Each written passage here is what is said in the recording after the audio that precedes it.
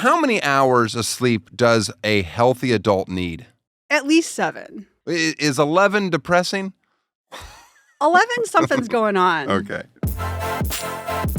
Tosh Show. Tosh Show. Tosh Show for show. Hey, welcome to Tosh Show. Great to be here on this blessed Tuesday. The day's so great, they gave it 2 days. I like it. How you doing, Eddie? I'm doing good. How are you doing? Whew. Just getting ready for Mother's Day. Oh, yeah, gearing up. Your mom still alive?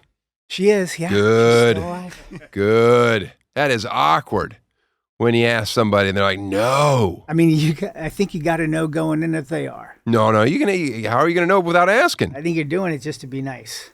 I always assume people's mothers are alive. And then I'm just rocked to the core when I find out they're dead as shit. Yeah. Dead as shit. Oh, I am not looking forward to the day my mom dies. Okay, that being said, I prepare for it. What have you prepared? Well, just what I'm going to say at her funeral. Mm-hmm. You want to give us a little taste? I'm going to beatbox. Oh.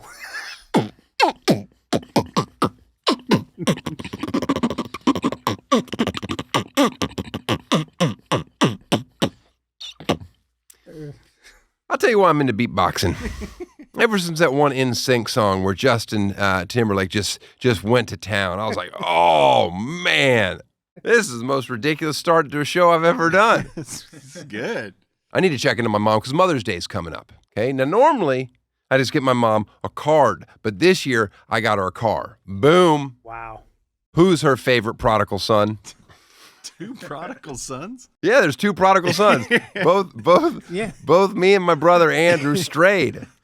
That's so funny. We went across the country. She's got 2 prodigal sons. 2 prodigals. When we do return, there will be no one there to kill the fatted calf.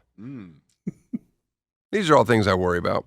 Anyway, no, I got my mom a car. Oh my goodness. The generosity that oozes out of me. What kind of car did you get her? That's a beater.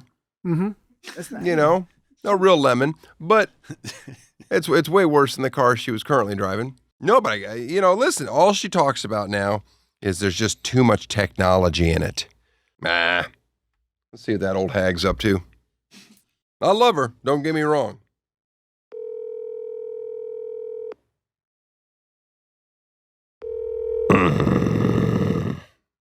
Yeah, hey, this is Margot. Hey, Sorry, I missed your stop. call. Please. I've never once planned for her not answering her phone.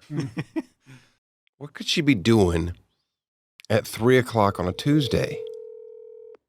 That's prime awake time. Hello? Hey, 2 things. 1, how many cinnamon rolls did you eat? 3. Seems It's Tuesday. Seems like an unacceptable number. All right. Where's Mom? She's here. Do you want her? Yeah, let me talk to her. Hello? Why weren't you answering your phone?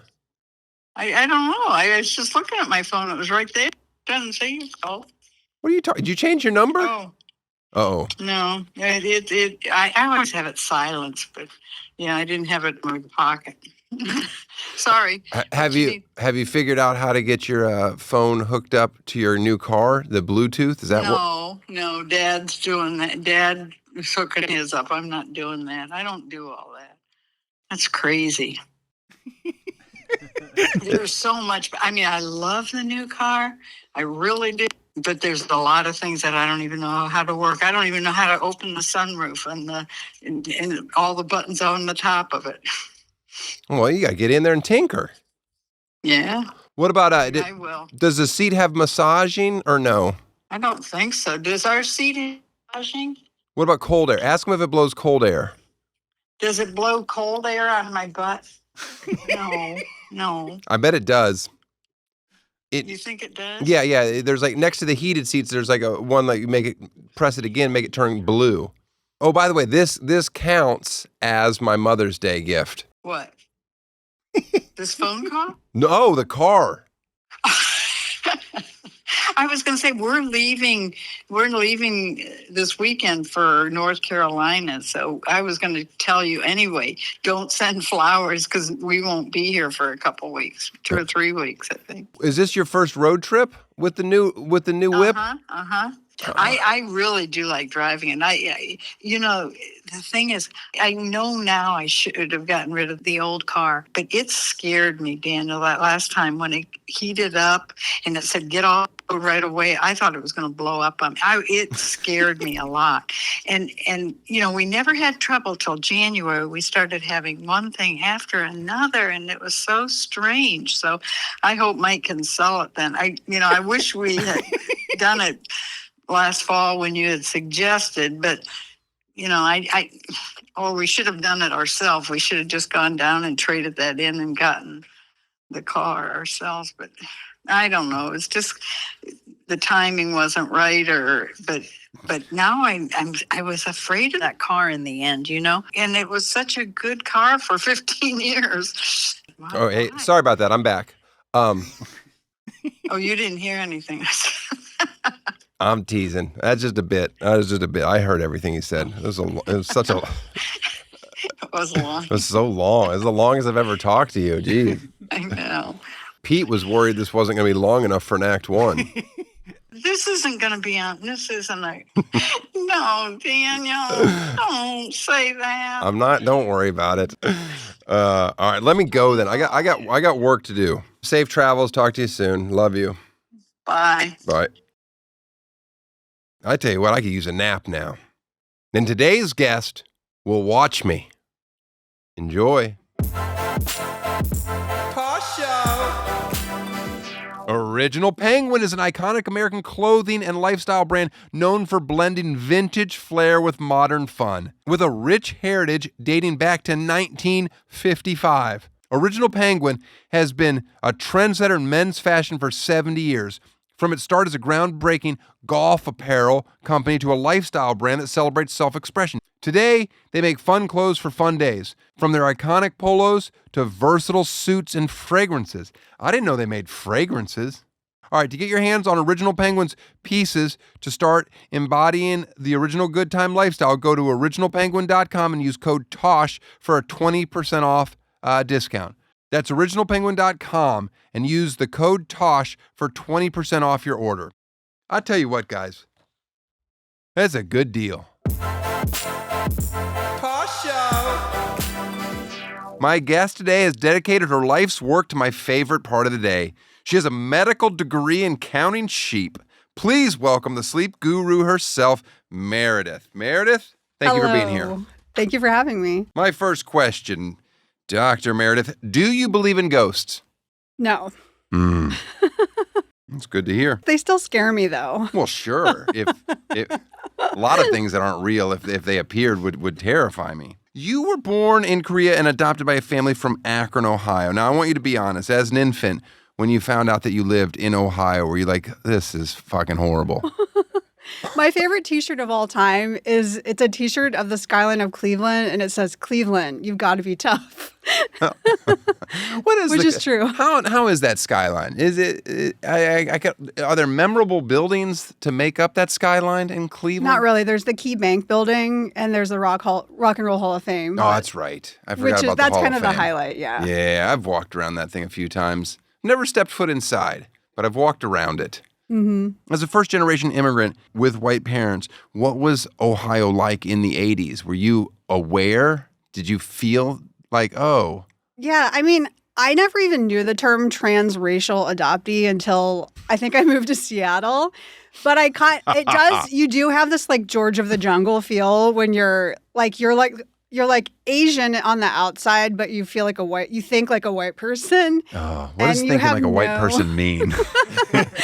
Well, I mean, the first time I kind of got to know a lot of Asians was when I went for my fellowship at Stanford, and there were a lot of Asians there. Stanford, hit the bell. That's another one. We have so many Stanford grads on this show. It's pretty remarkable. Yeah, I don't know, but that was the first time you met a lot of Asians is here in California. Yeah, and when you meet other Asians, they have like a secret handshake, and they expect you to know certain things, and when you don't, they're sort of like, like it's what's wrong with you? Like, why don't you know? Or people will just start speaking in Korean to me. And I'm like, it does not compute. How about now? So now I You feel do like a crash course? I did, like when I was in college, I took Korean and I met more Korean people, but still there's this feeling of like kind of almost like an imposter syndrome. Like I don't belong in this group.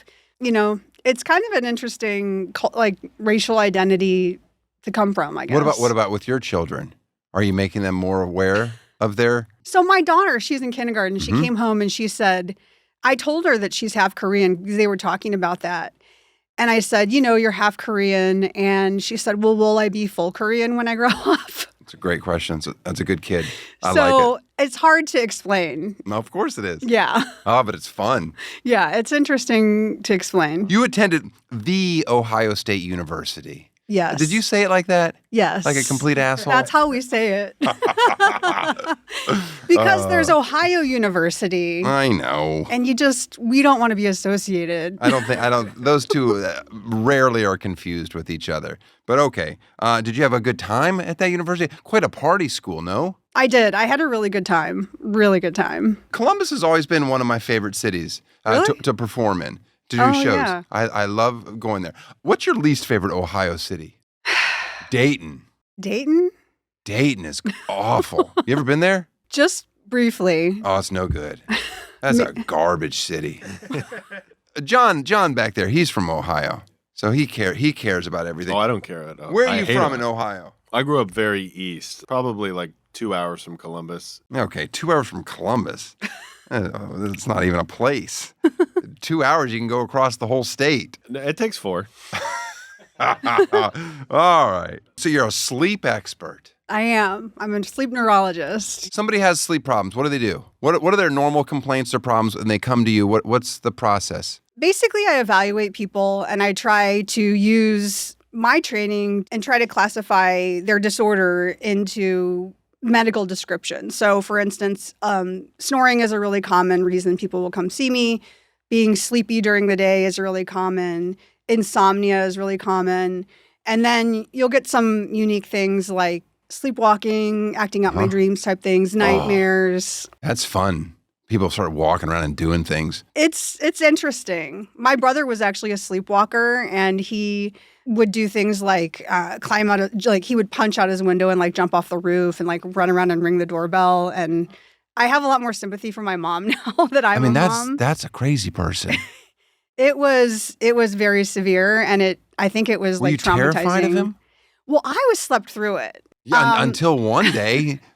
But I mean, he used to walk. He went to Ohio University, and that explains it. and he said he would like wake up in the middle of like campus in his boxer shorts and be like, "How did I get here?"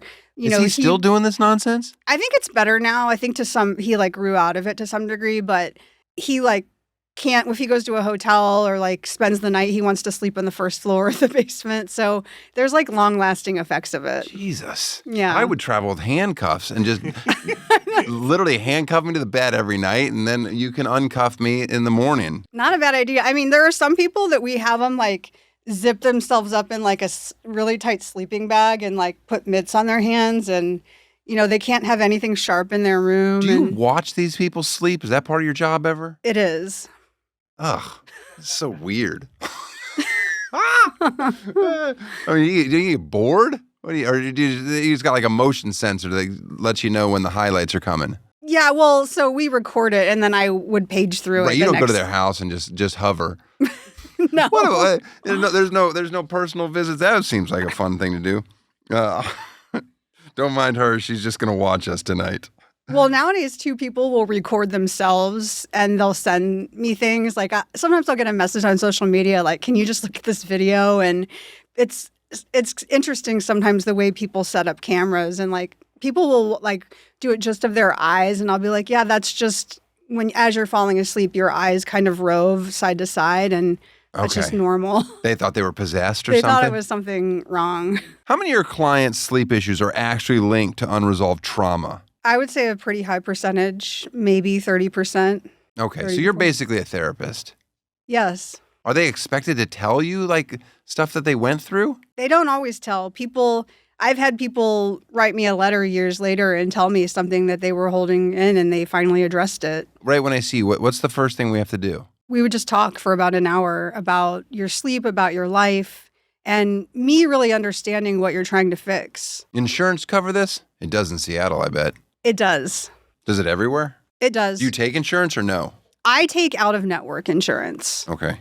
Do people in general sleep better in Seattle because of all the rain? I don't think so. I actually think the light-dark cycle, because it's so dramatic there, probably messes with people. Plus, there's all the tech people and, they have issues. Why did you specialize in sleep? One, I just thought it was interesting. Two, when you practice neurology and you see people having strokes and, diagnose them with horrible things, you think, gosh, we've got to do something more about prevention. And so that really appealed to me. And back when I chose it as a profession, people thought it was really strange. Like, it wasn't even a real field. I remember being in my fellowship and meeting people and saying, is that like a real specialty? Like, I think they thought maybe I was kind of like a complementary medicine type of doctor or something. Like, I just Good thought for it was you. really interesting. You were ahead of the curve because Yes. now everyone cares Yes. so much.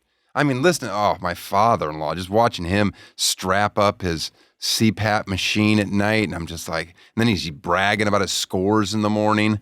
I'm just like, I got over an 80. I'm like, is that good?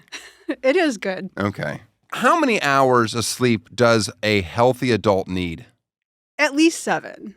Between 7 and 9, we like to say. Like, there's this Goldilocks zone. Not too little, not too much, but 7 to 9. Is 11 depressing? 11, something's going on. Okay. That's what I'd like. I like, what do I like? I can't even do the math. I'm at least an 8-hour sleeper. That's for good. sure. But I don't sleep it straight. Is that okay that I get up 3 or 4 times in the night? Maybe 2 or 3. Are they short? Very short, just to go to the bathroom. Yeah. Okay, that's We, okay. we wake up after every sleep cycle. That's probably what's happening. If you think about it, it's like how to protect yourself if you're living in the wild, right? You wake up, you look around, and then you go back to sleep. You're making sure everything's still okay. That's what I'm protecting my house. Oh, man, that's good. That's also my biggest fear about jail. I don't think sleep has affected my life to where I'm like, I don't ever want to commit a crime because going to jail, that just seems like such a nightmare to me, how they sleep in there. What do they do in jail? Well, I don't know. First of all, you only get one pillow, okay? And then there's a threat at all times, somebody doing something to you, like your brother, except for they're not asleep. Yeah. I don't know. It just seems crazy. If jail was like, oh, you can have 3 pillows and you can stay in your cell all day and sleep all day and night and we won't bug you, then I'd be like, okay, jail sounds okay. But the fact that it's like, no, rise and shine and you got to why are they waking people up? I'll be honest with you, I don't even know that they do. But I always feel like I think they do. Yeah, anyway, stroke prevention. How is sleep related to this? Well, if you have a sleep disorder, you're more at risk for vascular disease, so heart attack and stroke, because sleep plays such an important role in restoring our health and immune function. If we don't sleep well, our blood pressure goes up, and that's a huge risk factor for vascular disease. This is great. All this stuff makes sense. Because nothing bothers me more when I talk to those people that are like, oh, it's just 3 or 4 hours. That's all I need. And I'm like, ugh. What's the best position to sleep in? Depends on what you're thinking about. But interestingly, there was a study that just came out in January in a very prestigious journal called Cell. These scientists think that when we sleep on our sides, we can drain our veins in our neck. We have these big jugular veins in our neck. And this clearance of waste that happens when we sleep, we get better drainage when we sleep on our sides. And depending on how the anatomy of your venous drainage, you may want to do both sides or sleep on one side. But I like this answer. I sleep on my sides, flip back and forth throughout the night, and then occasionally I'll do a little bit on my back, and occasionally I'll do a little on my stomach. But for the most part, I don't have a set position. Now my wife just sleeps, doesn't move, doesn't remove the covers, and just sweats all night long. I just find it disturbing and disgusting. What's the ideal temperature we should be sleeping at? they say 65 to 68 degrees. Oh my God, that's my heaven. If you could talk my wife into 65, no, it's like 72. Just something awful. What kind of mattress should we be using? There is some personal preference, what's subjective, and for some people it depends on, how much you weigh. So the more you weigh, the firmer mattress you're going to need. And so, but like a medium firm is generally like, what most people are going to prefer. And there's a little bit of science around it should be heat dissipating. So, it's keeping your body cool. You're not getting hot. Everything you're saying, she's wrong, right? Everything she sleeps wrong. She shouldn't be this hot. All right, that's a firmish mattress. But I have a little bit of the acid reflux, so I've put the blocks up on the bed for a slight. That's fine, right? Yep. Or no? Mm-hmm. No, that's good. That's good. What about those beds that the old people have, the foldable ones? Are people actually sleeping in those things? People do. There are some people that need to elevate more, either because, their body weight, it helps them kind of mechanically breathe easier, or for reflux. Some people just have trouble getting out of bed, and so it's helpful for them. I don't like it when they have beds that are split in half, where one half can do something and the other half, and then there's a seam in the middle. All of a sudden, I want to roll over and say hi to what's her name, Now I've got a seam. Well, but you know what? With the temperature thing, like you're talking about, they have those cooling mattresses now where, you could have the cooling mattress on yours. I don't care. I don't care about any of that. And you know what? The worst mattresses are those any sleep numbers where they have the air. Nah, that's garbage. Is snoring a sign of someone getting real sound sleep, or a sign that they're about to die? It's more on the about to die. Closer to the about to die. Although you can do that for a long time and your body sort of makes adaptations, and they're not necessarily great adaptations. Like your brain stops being as arousable, so you start becoming sleepier and sleepier. So that's why, think about it. If someone's snoring really loud and they can sleep through that, that's not natural. You should awaken to something that loud. This is great. See, I'm just thinking of my in-laws now, because she has to have my mother-in-law has to have a sound machine on, and a sound machine as an adult seems unnecessary. She also has to have it complete black. There can be no light. And then he's got the CPAP machine on, and it's just chaos in there. It's just the loudest noise. I have got children in the other room that don't need these type of distractions. What's wrong with them? Getting older. It seems like they're just making stuff up. Explain what sleep debt is to people who might not be aware of the term and think it sounds like a hippy-dippy bullshit. I think of it like sleep appetite. So whenever you stay awake, your body builds up neurotransmitters, and that increases your need for sleep. So it's just like if you starve yourself for a while, you'll become hungry and hungrier. So we need a certain amount of sleep debt, 16 hours on average, to sleep 8 hours at night. All right. I'll believe that. Can we catch up on sleep? To some degree, yes.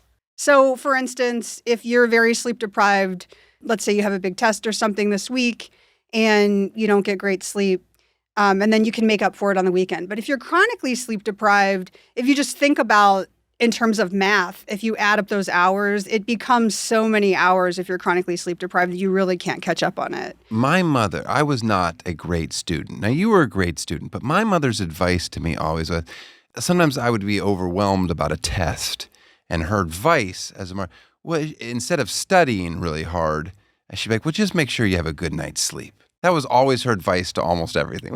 That's good advice. Just go to bed. It's really good advice. You think it's good advice? That's great. Well, you have to study, but then there are other studies that show you're learning. You keep what you learned if you sleep after. Oh, well, I don't know. I think she was just like, I think you just need some sleep. And then I failed the test. She's like, well, were you rested? I felt great. How long should it take you to fall asleep? About 15 minutes, 10, 15 minutes. No, I can fall asleep. I can beat that. You can? Oh, easily. Are you like, my head hits the pillow and... Naps, it's the second I am allowed to take a nap, I just go to sleep. For how long? Well, I don't know. So, I mean,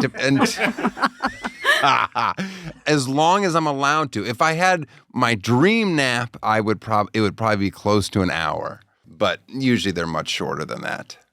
Is that too long? Is an hour too long? No, it's not too long.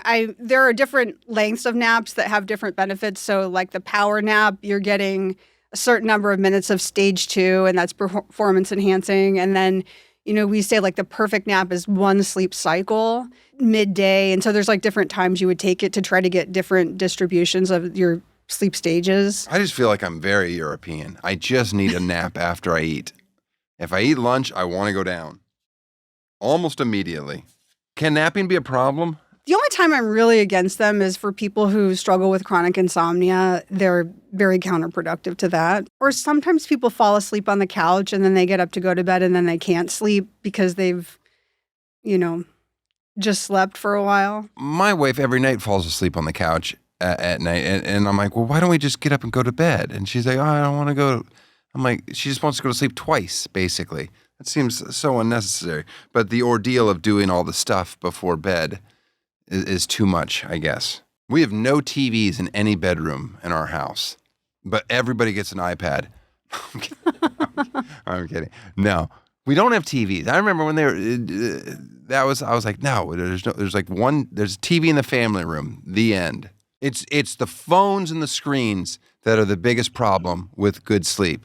I think so. I think that's a big part of it. Reading on your phone before bed it's bad for us? We shouldn't do it? It's bad because it's the light, for one, is sending a signal that it's daytime. Can't we change the light setting? It doesn't really filter it out completely. The little like blue, I forget what it's called, like dark mode or I forget what it's called. There's a dark mode. And then also what we're doing. So if you're on social media or you're scrolling, it's kind of giving you little dopamine hits and it just kind of keeps your day going where we need a little. But what if I'm just straight reading from the phone? I think that's okay. I mean, it's better. The less light, the better. When do you stop eating before bed? So I eat dinner around 6 o'clock and I don't eat anything after that. You have dessert after dinner? No. I mean, rarely, unless it's like a special occasion or. You don't have a sweet tooth or you just don't want to have dessert because it's not good for you? It will affect my sleep. I'll have reflux. And also, if I do, I'm going to gain weight. You're a tiny person. Diet is a huge part of sleeping, right? It is. More than people realize. They're entwined. They're synergistic with each other. So you're saying a minimum of 3 hours. I would say a minimum of 3. I love to eat and then, well, what about, but naps, it's okay to eat and then crash? If you eat before bed, one, you can have like reflux and things like that, but also it moves your circadian rhythm, like your natural timing of sleep. It moves it a little later. So especially if you're someone who has trouble getting up in the morning or going to bed at the right time, it can be very counterproductive. How come if I don't fall asleep right when I'm tired, there goes that opportunity to fall asleep? I don't know the answer to that question, but I do hear people say that a lot, that they almost feel like, it's like a wave coming and you missed it and you have to wait for the next one. Right, but that's not helpful if you can't tell me why. Do you sleep well? I do. I sleep extremely well. Have you always slept well? I'm one of those good sleepers, but in sleep medicine, you can be too sleepy. So I've definitely been on that end of the spectrum. Like we think of insomnia as when you don't sleep well, but there can also be people who are too sleepy and sleep too much. And so I've definitely been on that end of the spectrum at times in my life. Are you married? I'm married. Okay. You're a husband? Yes. Does he sleep well? He does. Do you guys go to bed at the same time every night? We do, but we're both night owls. And so we sort of have a negative effect on each other. I don't like this.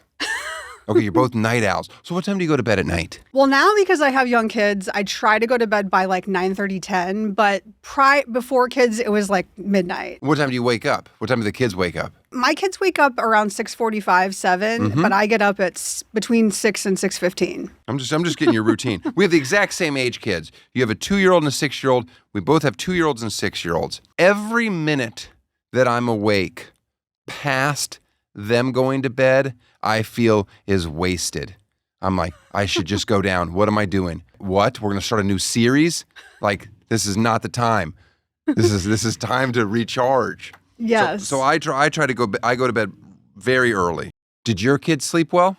Yes. I mean, Really? I had to sleep train them, which for some reason is extremely controversial. Whenever I talk about it, I'll get messages saying like you're a child abuser and Well, who cares? stuff But they, like that. No, I know, but for some reason it's so controversial. But I did sleep train my first one around 6 months, and the second one I was just like 3 months. Let's go. oh, good for you. Yeah. Now, I sleep trained the first one, and it took in like 2 days. Yes. It was like 2 days of torture, doing the alarm on my phone. Okay. But the second one didn't care as much, and she just figured it out pretty quickly. Both of my kids, great sleepers. And I see people that struggle, but they don't do the things necessary to stop it. So I'm like, well, I don't care anymore. Oh, you're tired? Well, yeah, your kid still sleeps in your bed, and she's 5. Yes. What age did you put like pillows and blankets and stuff in there? I waited, and you're technically supposed to wait until 1 year I mean, because sometimes of, longer. Some of these pediatricians are like, don't put anything in there yet. I'm like, what? My kid's got a pillow, blanket, doesn't need a sleep sack, and just sleeps. Mhm. They're like, well, does she stay on the pillow? I'm like, for the most part. Yeah. How important are pillows? I guess I don't know the scientific answer to that, but I think people find them to be helpful for neck support, and I think they become something we're used to if we have them. How many pillows do you sleep with? 2. I'm a 3. When? Well, no, it's Are not they that- all under your head? No, but I have one like kind of like firmish foam one that is down, and then a really soft feather one on top of it. That way I get the height, but I still have the softness of the feather one. Smart. Okay, then the other one is just for body and knees and stuff like that. I'm going to use that in my clinic. You can have that one. Okay. No, but my wife has just, she's got all kinds of nonsense. She's got these square pillows that are supposed to help for back support. None of it I don't pay attention to. There's just a wall between us at this point, and that both physical and emotional. Do women actually require more sleep than men? There are studies that show that women need a little bit more sleep than men, but it's a little bit murky because women also have more fragmented sleep and more sleep disruption. And so it's not really clear whether there's a physiologic need for more sleep or women just sleep a little bit more because it's more disrupted, or they have more, some women have more responsibilities if they carry the domestic load and then also working. So we don't really know if it's purely physiologic or it's a combination of things. Did you work through your pregnancies or no? I did. Did you like that or no? It would have been nice, I think, to have a choice about it. Mm-hmm. I think I would have liked to work less than like normal. And it's definitely like a push-pull where I love my work and I love what I do, but I'm also aware of the fact that this is such a transient and important time to pay full attention to my kids. So How did you sleep while you were pregnant? not as good as I did. Well, sure. Yeah. But was it miserable at the end or no? I had a lot of vivid dreams, which is very common. I had horrible reflux to the point where like one of my back, like the back part of one of my teeth, like shattered off because my reflux was so bad. Oh.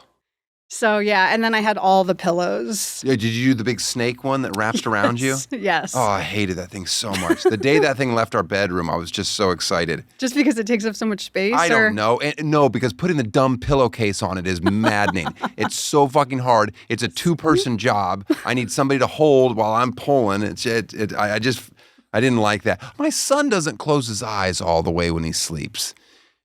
Besides it just being creepy, is there anything I need to do? Is it all the time or just? Yeah, but like when I see him sleeping, I'm like, there's just a little bit open. You know, people that sleep with their eyes a little bit open. I think just as long as his eyes aren't dry, just making sure that his eyes stay, Okay. lubricated. I think his eyes are lubricated. Where are you at on giving kids fistfuls of melatonin?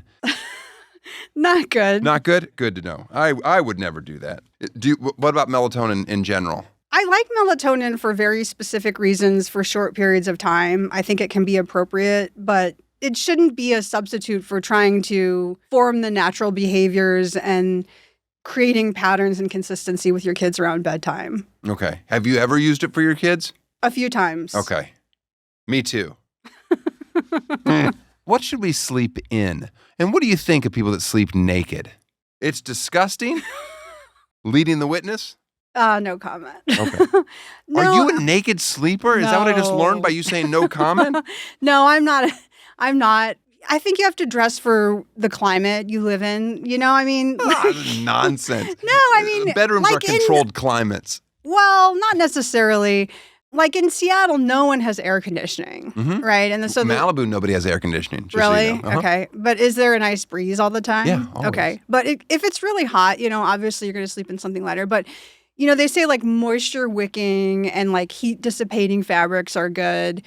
But honestly, those things are like icing on the cake. It's not you don't have to have those things to be a good sleeper, but I think they can enhance the experience, right? I've just like the recently pillows. gotten pajamas. Oh, really? Like actual pajamas. Because my wife's like, what are you doing? Why don't you have any nice pajamas?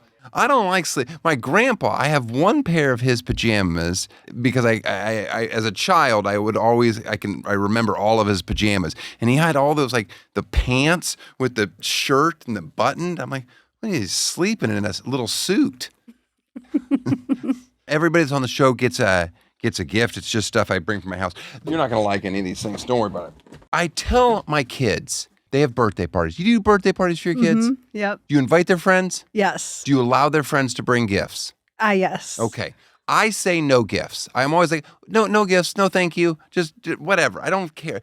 And then everybody still brings gifts. Well, guess what? I don't give them to my kids. I know. I store them, and then whenever I need a gift for some reason, it's like, boom, we've got a gift ready to go. Do your kids know? No. Okay. No, I don't tell them. Okay. But by the way, say that. they get gifts. We give them gifts for their birthday. But when I'm having a party for their birthday party, I just want the kids to come over and play. And I don't want this big thing of everybody bringing gifts. But then sure enough, everybody brings gifts. My son's birthday party just happened, his 6-year party. And Eddie, that works here, 3 people got him magic sets. Now, first of all, I don't want my kid playing magic. Here, so there's a magic kit for your daughter. I want her to do that. Unopened. Magic's too hard. You can put it on the floor. Throw it on the floor. There's going to be more gifts. Okay. You're going to come home with do you know how hard it is to do magic? It's impossible. Like, you have to practice. I don't know, my kids, I'd rather them learn the piano. I don't want him spending all this time in his room becoming a magician. That's just weird. Now he's got 3 kits. The one Eddie got him is he opened it too quickly, so I couldn't re-gift it. That's not that one. It was like 3,000 pieces. Anyway, that's nothing. Something for your other daughter, your 2-year-old. These are nice, unused book, a unicorn, and you just come home with something that makes them happy. There you go. Give that to her. Now I don't have to shop for them to bring them gifts. You don't. Right, exactly. We'll put that in there. Thank you. Here. Now, your husband, he watched my show, right? He is a super fan. Okay, look at this. This is an award I received. It is presented to Daniel Tosh to celebrate my 1 millionth Tosh.0 download. It must have been something on an app or something stupid. I've never had any awards hung anywhere. I got to get rid of that. I'm going to sign that for him. Oh, yes. I guarantee you he will put it in his office. Oh, that's good. You tell him to take that. That's Okay. nice. Now, I like candles, but you can't sleep with them burning, right? Oh, so I had a bunch of fake candles, but my wife was like, "We can't have fake candles," and I was like, "Okay, so we'll just get rid of all these candles. You're gonna love these. You just. I think there's still batteries in these. Yeah, this one's still. There, look at that. Which is, they've got remote controls. You can put those in your kids' room, then it's safe. They can just have candles. I just was like, I do not need. You'd have to get another suitcase. No, we'll ship that for you. Don't worry about it. There's remote controls. You can put them on timers. I don't even. My kids just use. Doesn't matter. We'll get rid of those. You'll love those. You'll love those. I feel like I'm on The Price is Right. More like let's make a deal where you win the awful okay. thing. But all right, we're gonna have to get those off the desk. Okay. I'm sorry. Yeah. It's a lot. I know, but I'll give you a box. I can handle it. Have you made contact with your biological parents? I haven't made contact, but I have attempted to. I have done what's called like a search through the adoption agency, but they aren't able to put me in contact, but I have tried. If I didn't have little kids right now and I had the bandwidth, I sort of wish I would have done it when I was younger. Okay. But people have told me that it's possible. And You'd have to go to Korea? you have to go to Korea and you have to hire like a private detective, or you have to basically find them. I think that's the real hurdle, is that especially in Korea, that's why you were given up for adoption, is there's so much shame about being an unwed mother. And even if, in my case, from the information I have, it's really forced upon, by the family, because you not only are you bringing shame to yourself, you're bringing shame to the whole family. And so they sort of don't want to be found. And so for some of the people I know that have found their families, they still didn't, it was like still a secret. It was like, I'll talk to you, but there's not going to be any like reunions or anything because I have my family now and they don't know about you. Now, as an adoptive individual, how do you feel about the experience overall, and what advice would you offer to someone considering it? The main thing that I would tell people is keep the connection between the biological family. You don't necessarily have to have a relationship the whole childhood, but maintain that identity and the connection so that if the child has questions and wants to seek that out someday, they have a right to go ask those questions. I mean, health benefits alone. Yeah, health benefits for sure.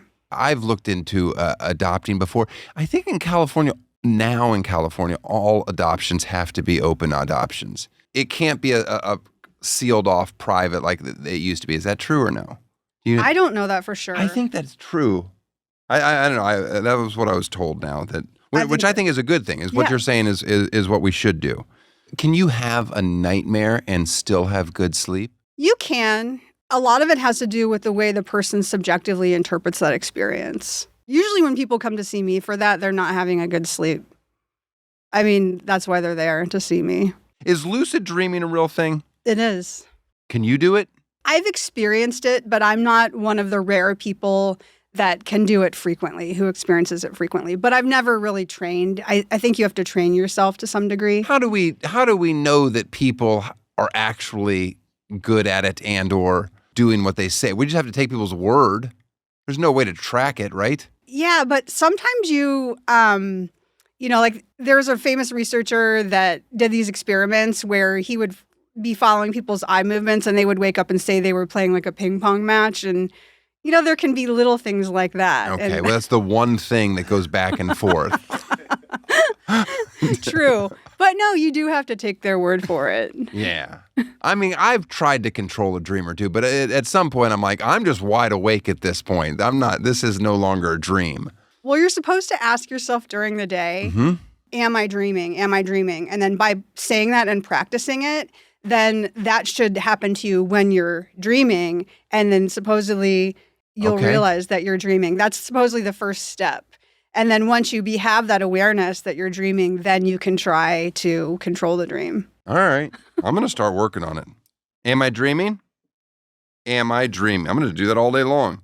Do dreams mean anything? I think it depends who you ask, but they're basically going to contain content from the day, important things that happen during the day. And then basically what's happening is the brain is scanning memories and trying to make associations between past memories. And so what we remember about them is what we call dreams. I mean, we all dream every night and we're not consciously aware of it or don't remember it. But I think there is a whole community in neuroscience. These are like legitimate researchers that believe there's so much about our unconscious awareness and our intuition that does have meaning, but we don't have a lot of answers about it. But I do think to answer you, I do think they have meaning, but maybe not the way we think about that they have meaning. Are there things I can do to improve my quality of sleep? Sleep hygiene, which we all hear about, it's kind of like we think of it like getting a dental cleaning. So maintaining good sleep hygiene. So that's, minimizing caffeine, minimizing alcohol, keeping consistent bedtimes and wake times, not watching TV in your bed, keeping your bedroom just for intimacy and just for sleep. Those things are protective against developing a sleep disorder. So that's number one. Number two, I would say all of these health things like nutrition and exercise, physical fitness, emotional health, they're all, they all are synergistic. So anything that promotes your wellness and health is good for sleep. And what it really comes down to a lot from a medical perspective is vascular health. So like having normal cholesterol, having normal blood pressure, having a healthy body weight. Those are all things that will promote long-term. All right. Well, Dr. Meredith, thank you for being on the show, and I appreciate it. Thank you for having me. Okay. There's no better time than this summer to get out and enjoy some live events. For example, I can't wait to go on all the dates on my Midwest tour in June. Now, I won't need a ticket because I'm performing, but you will, which means that you should check out SeatGeek. With over 28 million downloads, SeatGeek is the #1 rated ticketing app. There are more than 70,000 events listed on SeatGeek, including concerts, sports, festivals, and farmers markets. I'm kidding about the farmers markets. Anyway, SeatGeek has your back. Each ticket is rated on a scale of 1 to 10, so you know when you're getting a good deal. Plus, every ticket is backed by their buyer guarantee. And you know I came through for you guys. You can use code TOSH10 for 10% off your next set of tickets at SeatGeek. That's 10% off tickets with promo code TOSH10. Make sure you click the link in the description to download the app and have the code automatically added to your account so you can use it later. Thank you, SeatGeek. Tosh Show. Thank you, Meredith. Can't wait to get home tonight, crawl into bed. You know what keeps me awake at night? Noise. Mostly noise. If everybody shut the fuck up, I'll fall asleep. How about you? You can fall asleep under any circumstance. Well, it's time for the segment we call Hello from Tosh Show. That's where one of our lucky subscribers gets a personal shout out from me. This is to Brett Hamilton, who proposed to his wife on a night they saw me perform in Las Vegas back in 2015. I'm told the marriage is still working out, so I'd like to wish them a happy 10th anniversary to Mr. and Mrs. Brett Hamilton. I don't know his wife's first name. Let's just guess. What do you think, Ed? Claire. Claire Hamilton. A beautiful name. Brett and Claire. I'm guessing this would be their second marriage. Yeah, name like Claire. You got a name like Claire. That's not your first. This is not your first rodeo. Exactly. Anyway, what else we got? Well, we got some plugs to do. Our traditional plugs. toshshowstore.com. Eddie's tour and my tour, Midwest, in June, and tickets on sale now for Monterey, Santa Cruz, and San Francisco. That's kind of mid-California. Now it's time for the free plug. Carl, you ready for this free plug? This week's free plug is from Brownville Historical Society's Spring Flea Market. It's less than 1 month away, so mark your calendars. This is the world's almost largest flea market, according to their website. The market will be open from 8 a.m. to 5 p.m. May 24th through the 26th. And before you ask, most vendors are cash only, but more and more do take cards. You think they take Apple Pay or no? Probably not. Yeah. Nobody at those flea markets can ever get the Apple Pay to work. Nope. That's always frustrating. Like, do you have cash? No, I don't have cash. That's why I'm handing you my phone. There is one ATM in town, located inside TJ's Tavern at the corner of Main Street and Highway 136. Pop in for an early morning pint and get loose, take out $500 in cash, and buy some knickknacks or bric-a-brac, whatever. All right.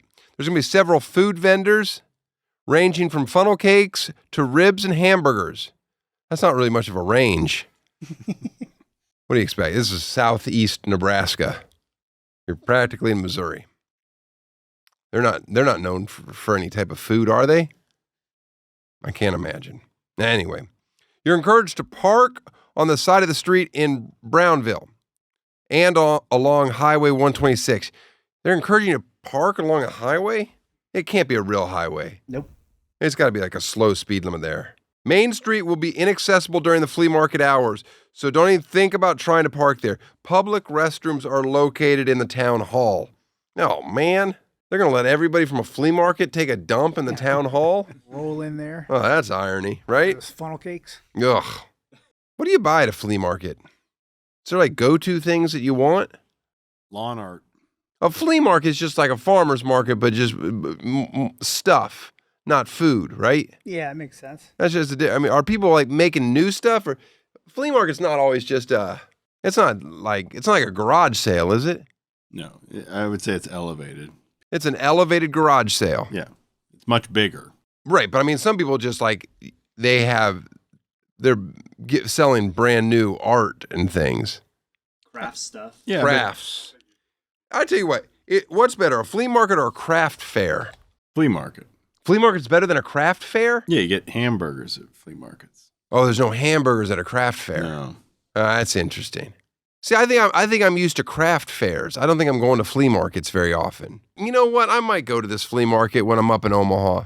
How far away is Brownville from Omaha? That's what I need to know. I would definitely fly in for this. This looks like I'm going to need a full day to get through it. And parking's free. This is a good deal all around.